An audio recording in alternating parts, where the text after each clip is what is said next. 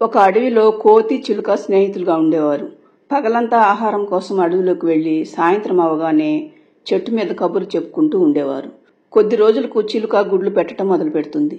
ఒకరోజు పక్కనే ఉంటున్న మరొక అడవిలో ఉంటున్న కోతి స్నేహితుడికి అనారోగ్యంగా ఉండటంతో కోతి స్నేహితుడి దగ్గరికి వెళ్లవలసి వస్తుంది.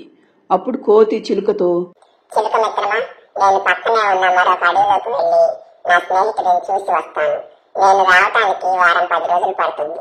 అప్పటి వరకు నీ గుడ్లు జాగ్రత్త. బహుశా నేను వచ్చేసరికి నీకు పిల్లలు పుట్టిండొచ్చు. జాగ్రత్తగా ఉండు మిత్రమా అంటూ వెళ్లిపోతుంది కోతి. మరుసటి రోజు నుండి చిలుక గుడ్లను చెట్టు మీద వదిలేసి ఆహారం కోసం బయటకు వెళ్తూ ఉండేది. ఒకరోజు ఎప్పట్లాగానే చిలుక ఆహారం కోసమని బయటకు వెళ్తుండగా దారిలో దానికి స్నేహితురాలైన తుని పిచ్చుక కనిపిస్తుంది. మాటల మధ్యలో చిలుక, నేను వెళ్తాను తుని, చెట్టు మీద నా గుడ్లను ఒంటరిగా వదిలేసి వచ్చాను.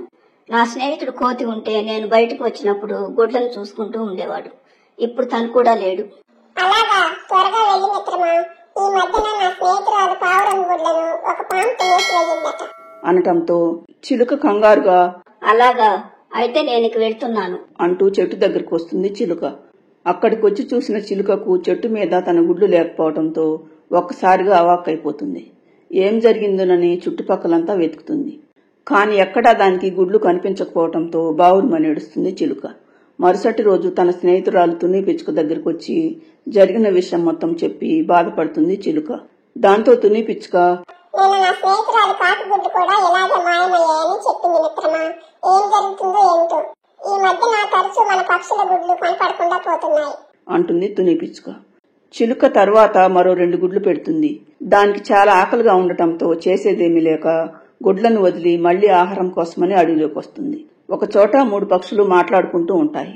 వాటిలో తుని పక్షి కూడా ఉండటంతో అక్కడికొస్తుంది చిలుక. అక్కడొక నీలం రంగు పక్షి బాధపడుతూ ఉండటంతో ఏం జరిగిందని అడుగుతుంది చిలుక. ఈ రోజు ఉదయం తన గుడ్లు కనిపించకుండా పోయాయని చెప్పి బాధపడుతుంది మిత్రమా అంటుంది తుని పక్షి. అలాగా, మన నీతో మాట్లాడి వెళ్లేసరికి నా గుడ్లు కూడా లేవు మిత్రమా. అసలేం జరుగుతుందో అర్థం కావటం లేదు. నేను వెళ్తున్నాను అంటూ హడావుడిగా చెట్టు దగ్గరకు వస్తుంది చిలుక. అది వచ్చేసరికి కోతి చెట్టు దగ్గర నిలబడి ఉంటుంది. చిలుక రాగానే, ఎక్కడికి వెళ్ళావు మిత్రమా? చెట్టు మీద గూడు ఖాళీగా ఉండేమిటి? నీ గుడ్లు కానీ పిల్లలు కానీ ఉండాలి కదా. అయ్యో, మళ్ళీ నా గుడ్లు పోయాయా? మళ్ళీ పోవటం ఏంటి చిలుకమ్మా? ఆ కంగారేమిటి? అసలేం జరిగిందో చెప్పు అంటుంది కోతి.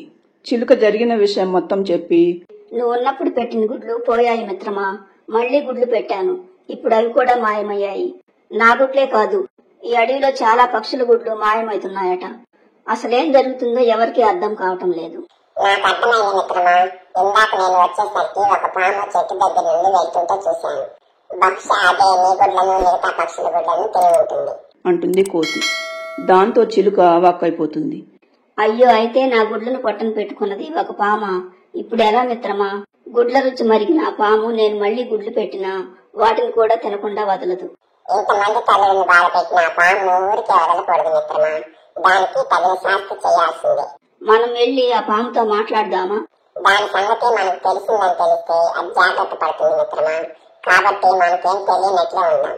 నీకెందుకు, ఈ అడవిలో గుడ్లు పెట్టే పక్షులన్నింటికి ఆ పాము పేడ శాశ్వతంగా వదిలేలా చేస్తాను అంటుంది కోతి.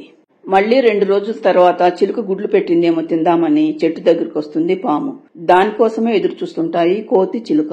పాము చెట్టు కింద నుండి పైకి చూసేసరికి చెట్టు మీద చిలుక, కోతి కనిపించటంతో ఆ చెట్టు క్రింద విశ్రాంతి తీసుకున్నట్లుగా నటిస్తూ ఉంటుంది పాము.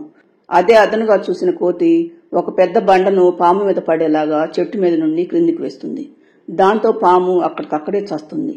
అలా ఎంతో మంది తల్లుల కడుపులో చిచ్చుపెట్టిన పాము చస్తుంది. తరువాత పాము పేడ వదిలినందుకు పక్షులన్నీ కోతికి కృతజ్ఞతలు చెబుతాయి. ఫ్రెండ్స్, ఈ స్టోరీ నచ్చితే లైక్ చేయండి. ఛానల్ను సబ్స్క్రైబ్ చేసుకోండి.